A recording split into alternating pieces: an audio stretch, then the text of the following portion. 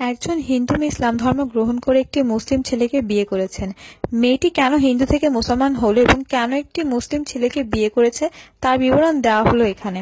একদা একজন মুসলিম বোন হিন্দু থেকে মুসলমান হওয়া বোনটিকে জিজ্ঞেস করলো, বোন, কেন তুমি হিন্দু থেকে মুসলিম হয়ে মুসলিম ছেলেকে বিয়ে করলে? একটু বলা যাবে?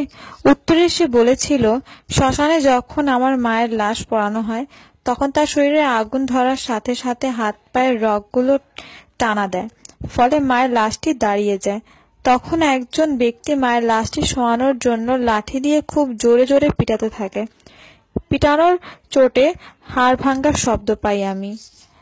আমার সমস্ত শরীরে প্রাণ নিস্তব্ধ হয়ে যায়। নির্বাক আমি তাকিয়ে থাকি। মনে আমার প্রশ্ন জাগে, আমার প্রিয় মায়ের জন্য কারো কোনো মায়া নেই? আমার মায়ের প্রিয় সহধর্মিণী আমার বাবাও তাকিয়ে থাকে, কিছুই বলে না। এভাবে কদিন পর মায়ের মৃত্যুতে শ্মশানে বড় ভাই মায়ের মুখে আগুন জ্বালিয়ে দেয়। মায়ের তার গায়ে কাপড় পুড়ে গেলে দেখা যায় বিবস্ত্র দেহ, অথচ সারা জীবনে মায়ের বিবস্ত্র দেহ দেখানো দূরের কথা, কেউ মুখও ঠিক মতো দেখতে পারেনি। কিন্তু আমি হিন্দু হলেও এই নির্মম দৃশ্য সহ্য করতে পারিনি। আমি শুনেছি মুসলমানরাও কত আদর করে তার প্রিয়জনের লাশ সমাহিত করে, আদর করে গোসল করায়, নতুন কাপড় দেয়, এরপর আদর করেই কবরে নামায় পড়ে।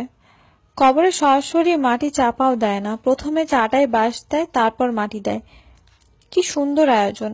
মানুষের মৃত্যুতে এই দুটো বিষয় তুলনা করে আমি মুসলমান হয়ে যাই। আমি তখনই ঠিক নিলাম আমি ইসলাম ধর্ম গ্রহণ করব। একটা মুসলিম ছেলেকে বিয়ে করব। আমাকে কেউ আর শ্মশানে নিয়ে গিয়ে আগুনে পুড়িয়ে ফেলতে পারবে না। আমাকে আদর করে গোসল করিয়ে মাটি চাপা দেবে।